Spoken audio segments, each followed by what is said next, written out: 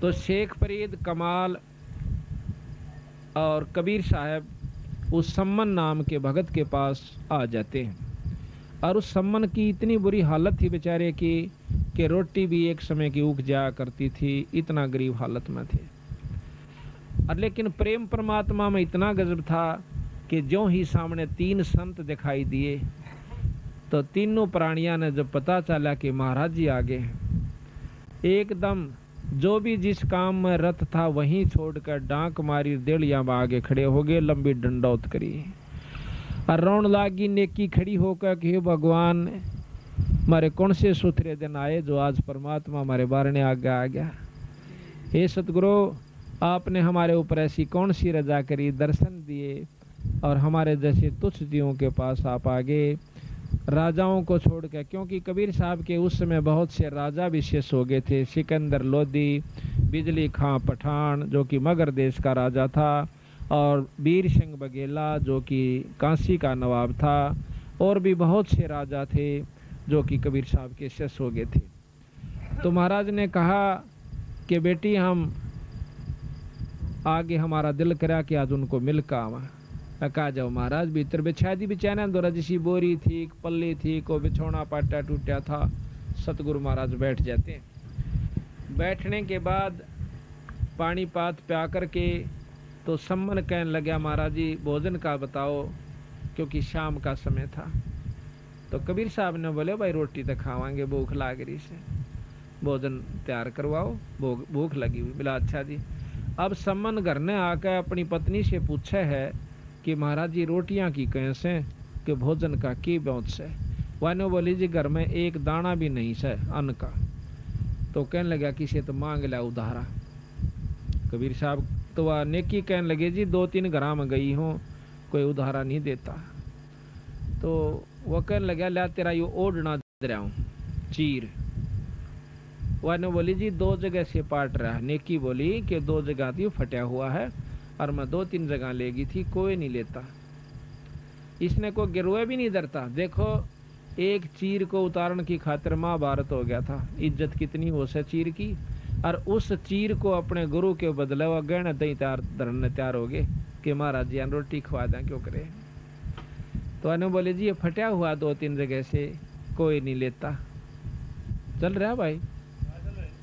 तो कहने लगे कोई नहीं लेता। अब बैठ गया बेचारा, क्या करें। तो नेकी ने बोली, तुम नो करियो, दोनों पिता पुत्र रात ने चोरी कर लियो, इब तुम्हारा जिया का हाथ जोड़ लो कि सुबह रोटी खवा देंगे। समझदार होते हैं संत, समझ जाएंगे इशारे से कि भी नहीं ब्योत होगा। तो ने बोला चोरी कर के लावा, अखानों का करें, अपने लिए नहीं संतां के लिए करनी है हमने। और दूसरी बात यह है कि आज ये हमें क्यों नहीं उधारा दे रहे। इस नगरी को ये मालूम हो चुका है कि इनके गुरुजी आ रहे से। यह बीमारी आज से नहीं है, यह जब से सृष्टि रची है भगत और अभगत की, ऋषि और राक्षसों की, शुरू से ही झगड़ा रहा है। तो उस नगरी में ये हो गया कि आज इनके गुरुजी आ रहे से, आज तो हम जाए को नहीं। मतलब भाव बिगड़ चुका था 2-4-10 भक्तों का, जो कि भाइयों का, जो उनसे संपर्क में थे। और जिस नगरी से संत बिना रोटी खाए चले जा, उस नगरी पर कैर आ जाया करे, वह नष्ट हो जाया करे। उस नगरी को बचाने के लिए संतों ने चोरी ताई करने की ठान ली कि इनका अन्न और संता के मुंह में पड़ जाएगा, नगरी बसी रह जाएगी। एक समय की बात है, क्योंकि जहां पर संत अनादर हो जाता है वो नगर उजड़ जाया करे। अग्रोहा नाम का एक बहुत बड़ा शहर था हिसार के पास। उस अग्रोहा में बहुत बड़े पैसे वाले व्यक्ति रहते थे। करोड़पति और अरबपति तो कम नहीं था, बहुत गणे लाखापति नहीं रहते। कोई गरीब आदमी एक आध कोई था, जैसे कोई कुम्हार हुआ, कोई छोटी जाति के थोड़े बहुत दो बेचारे, बाकी ये सब बड़े बड़े सेठ थे।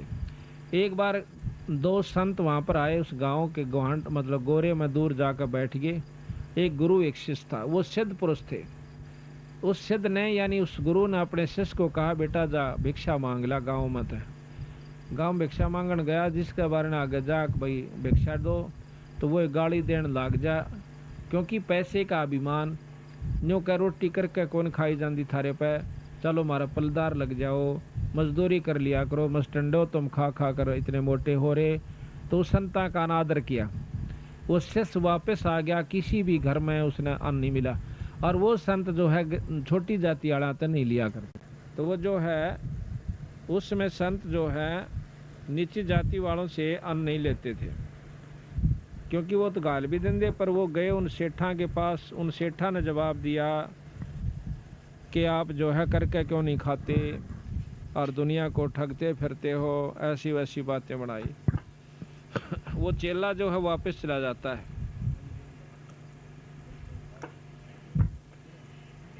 वापस जाके वो गुरु कहने लगा, भाई क्या बात होगी, भोजन नहीं मिला?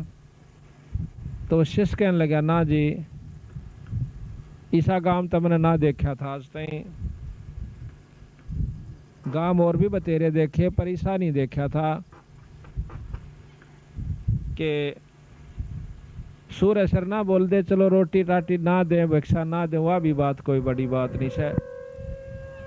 पर ये तो बोलने बहुत गलत से कि बोले कैसे ऐसे कहें तुम करके क्यों नहीं खाते, तुम मस्टंडे फिरते हो और के कुमा के गए थे तुम, यहाँ तुम्हें जो है ना अन्न मिला है।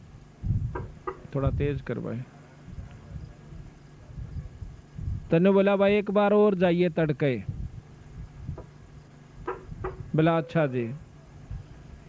वो लड़का सुबेरे फिर जा है, वो शाम की बात थी, सुबेरे फिर जा से जाकर उसने तो भाई हर गांव में घर में गया, यही सुनने मिला कि भाई तुम जो है काल भी तेरे तो बताया था पिट्टे गा के तू जाता नहीं यहाँ से।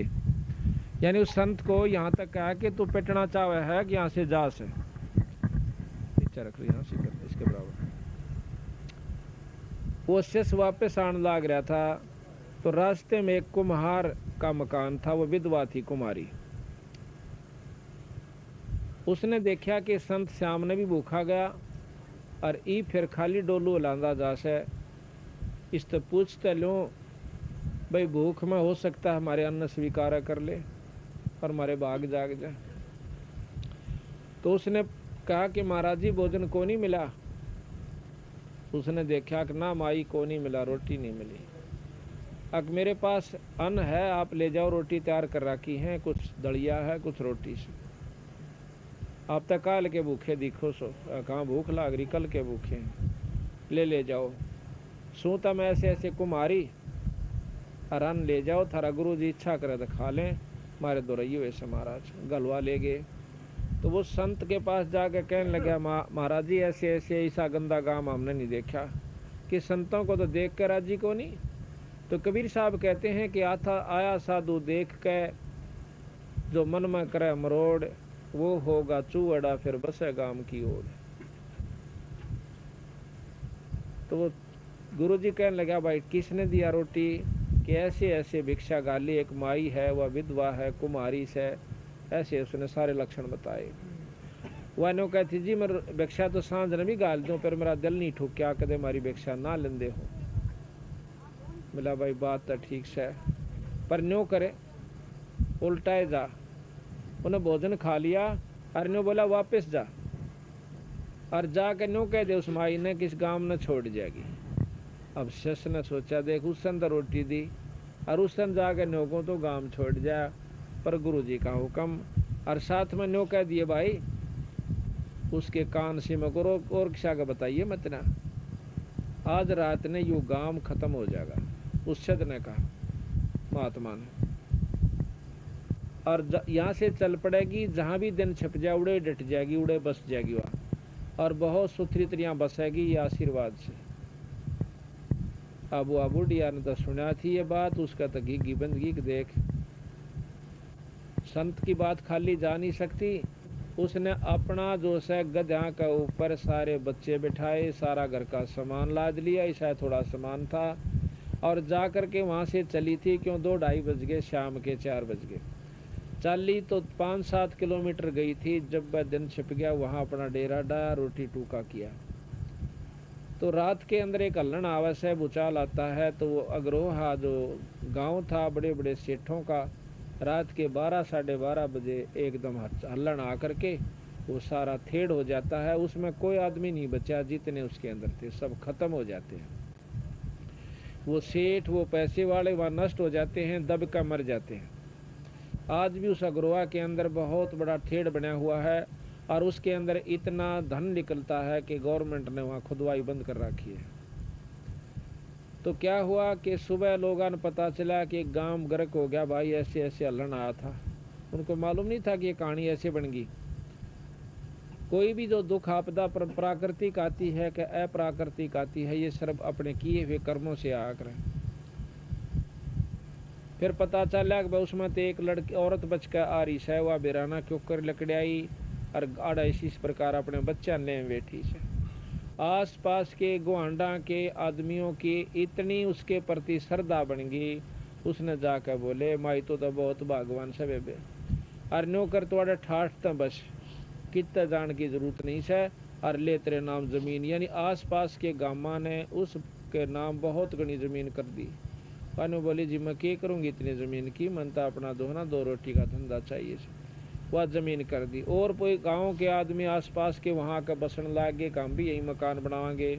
आज उस कुमारियाँ के नाम तय एक बहुत बड़ा गांव बसा हुआ है, उस कुमारी के नाम तय, उसका नाम में कुमारियाँ है। उस गाँव का बहुत बड़ा गाँव हो गया और वो थेड़ हो गया। तो इस प्रकार जिस गाँव में संत का अनादर किया जाता है, उसकी निंदा की जाती है, वो गांव बसन की बाट नहीं देखे। अगर उसमें साधु नहीं है, भगत नहीं है, तो भगत हैं तो उस गांव को भी बचा लेंगे। तो इस प्रकार इस दुख को देखते हुए सम्मन ने अपनी स्वीकार कर लिया कि इस अच्छा तो चोरी कर लेना भी चोखा, पर हम नहीं खावांगे उस अन्न को। तो उनका लड़का सेव रोज सुना करता कि चोरी करना माँ पाप हो से, जो चोरी करते उनका सत्यानाश हो से। तो वो अपने माता पिता से कहने लगा कि माँ न्यू क्या करें, चोरी करने वाला का नाश हो से। हाँ बेटा, चोरी करने का नाश जरूर होया करें, पर आज जो चोरी हम कर रहे हैं अपने लिए नहीं कर रहे, परमार्थ के लिए कर रहे हैं। ये संत जब भूखे चले गए बेटा, यो गांव गर्क हो जाएगा। ईसा भी जुल्म हो गया, भाई गरीब आदमी का मैं माना जा, उसने टूक ना मिला, वो गांव नहीं है। पर आज ये बच सकता है, ये तुम कर दोगे तो छोरे का ही मच्छी बढ़ गई। देखो काम इतने मेरे भाई खेला करते मेरे साथ, ये सारे खत्म हो जाएंगे और इनको बचाने के लिए हम चोरी भी कर लें तो भी कोई बुरी बात नहीं से। तो दोनों पिता पुत्र ठीक रात के 12 साढ़े 12 बजे चल पड़ते हैं चोरी करने के लिए। सारा घूमे, एक बाणिए का जाकर लाला जी के पाड़ ला लिया। पाड़ ला करके वो सेव कहने लगा पिताजी मैं अंदर जाऊंगा और आप बाहर खड़े रहिए। तो सम्मन कहने लगा नहीं बेटा, एक तो तुम्हारा ले देगा छोरा है और तेरी खातिर हमारा भाई सारा कुछ कर रहे, तू अंदर जाकर पकड़ा भी गया तो तेरे को सजा फांसी की दी जाएगी। क्यों, राजाओं का राज ऐसे ही हुआ करते थे। और भाई मैं तेरे भीतर नहीं जान दे, तुम बाहर रह और मैं अंदर जाऊंगा। तो उन्होंने बोला पिताजी मैं फिर भी बच्चा हूँ हैं और आप बड़े हो, मने हो सकता माफी भी हो जा अनजान समझ के। न्यो कह करके और उस कुंडल में बढ़ जाता है, बाढ़ पाड़ के वहाँ का वो प्रवेश कर जाता है। पर न्यो बोला बेटा एक काम करिए, 3 शेर 2.5-3 शेर तो फालतू मत लाइए, आमना नहीं चाहिए, 3 महात्मा से उन्होंने खातर चाहिए। तो उसने अंदाजे से सेऊ ने 3-2.5 शेर 3 शेर आटा बांध के एक अपने पाटे से कपड़े में और चालन की तैयारी करी। इतने में लाला जी की आंख खुल जाती हैं। उस लड़के का की तो ताखड़ी तुखड़ी पर 5 टिकियाँ दे रहे, वो खुड़का हुआ। खुड़का होते ही लाला चोर चोर करके उसको पकड़ लेता है, पाड़ में बढ़ते बढ़ते के पाँव पकड़ देता है। तो नो बोला पिताजी मैं तो बाणियन पकड़ लिया सूँ और ये ले तू या आटा और महाराजिया खातिर रोटी बनवा दिया। सम्मन रोटी पोटली ठा के 2.5-3 शेर आटे की अपने घर न आ जा से और लाला जी ने पकड़ के छोरा थाम का बांध दिया। और नू लाग गया उलाने देने देखा हम पहले क्या कर दे, तुम ठग सो, तुम चोरी कर दे हंडो सो, हाँ इसे थारे गुरु इसे तम आज पकड़े गए। तड़के देखिए तमाशा थारे जलूस काटांगे, काला मुँह करांगे, गेला थारे गुरुआ की यात्रा करांगे। तेरा नहीं के कहने लग गया जी कुछ भी कह लाला जी, आज मैं तेरी कैद में पड़ा सो, कुछ भी कह ले।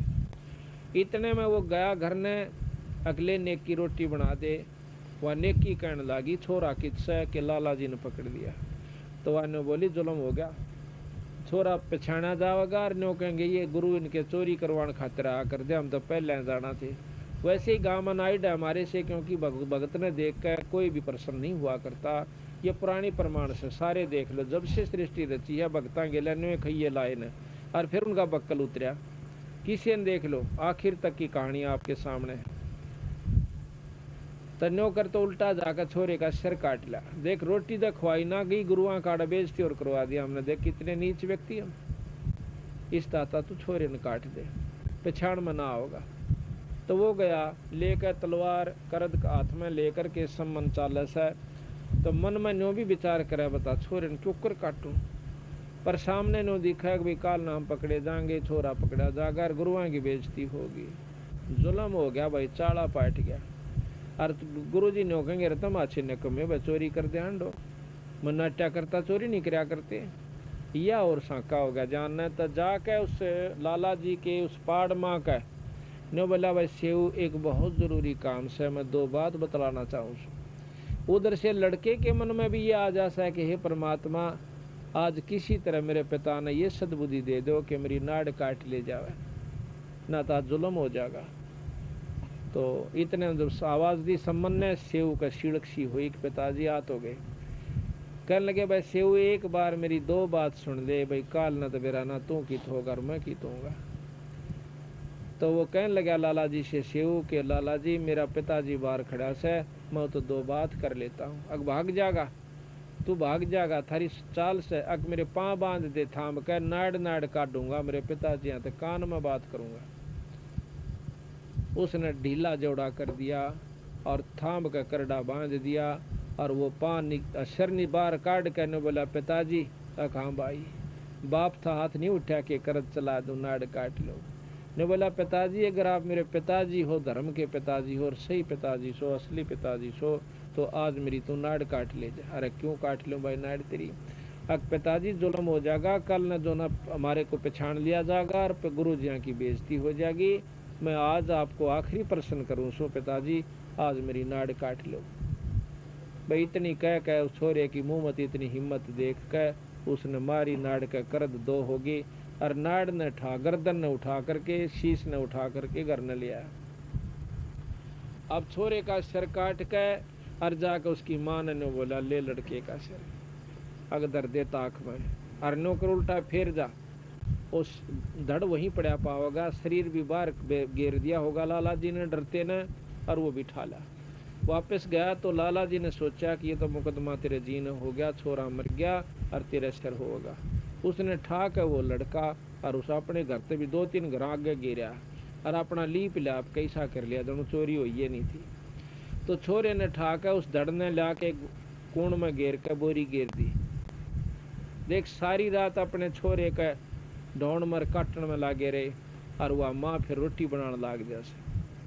अब देखो भाई सत्संग समझना इसका नाम है, कथा बहुत सी हम कहें भी सर सुना भी सा, पर जब हम सही तत्व बगेगा इस समय हम फेल हो जाते हैं। पर फेल नहीं होना चाहिए, गुरु के प्रति इतना भाव रखे जब जाकर आप सफलता की तरफ अग्रसर हो पाओगे।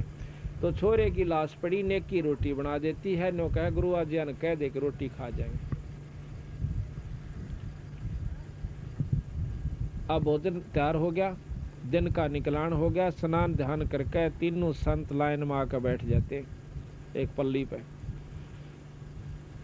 और उन्होंने तीन कसोरिया में मिट्टी के कसोरे जो पुराने धराने थे उनमें ला करके तीन जगह रोटी डाल दी भोजन। कबीर साहब कहने लगे भाई इसने 6 जगह कर दो, क्यों 3 वह थे, 3 प्राणी घर के थे, 3 संत थे। तो नेकी कहने लगी महाराज आप खा लो, हम तो फिर खा लेंगे, आप अतिथि हो, हमारे पूज्य गुरुदेव हो, आप खा लो। ने बोला ना भाई मैं भी खाऊंगा और तुम भी गेले खावांगे इकट्ठे। उन्होंने भाई देखो गुरु कैसे करा करें, तब मेरी बात मानो। उन महाराज की बात मानते हुए 5 दोना में 5 कसोरा में डाल दिया। महाराज बोले भाई 6 में कर दो। अब न्यू कहे नहीं कि छोरा कट्या पड़ा कर दे, गुरु जी रोटी भी ना खावे, सारी रात को बात करी, पर इनको पता नहीं चलना चाहिए। तो उन्हें 6 दोना में डाल कर ने बोला जाओ तुम भी बैठ जाओ। वह दोनों तो बैठ के पर लड़का नहीं। अब कबीर साहब को बालक थोड़े थे, वो तो परमात्मा थे। तेने बोला भाई आजा सेव जी मिलो ये प्रसाद प्रेम, और शीश कटा करें चोरा के स्वादा के नित अक्षीम। अक्षीम कहें अक्षमा हुआ करें संता के। तो कहते हैं सेव दड़ पर शीश चढ़ा और बैठा पंगत माँ, हैं। और नहीं गहरा नाड़ के ओ से उकना, माता पिता भी हैरान रह गए, कितना निशान भी नहीं था कि नाड़ काटी थी। यो ओ से को और कोई से सारा ने कट्ठी रोटी खाई और जाके देख खाए कदे छोरा उड़े कटा पड़ा, और यो कोई और उड़े कोई छोरा नहीं था, लव जरूर पड़े थे। वो लड़का बाहर बैठा हुआ। बोल सतगुरुदेव की। भाई से हमारे कबीर भगवान से जो कि इसे काम कर देते हैं, आज भी करते हैं, पुराने तो दूर की बात रही।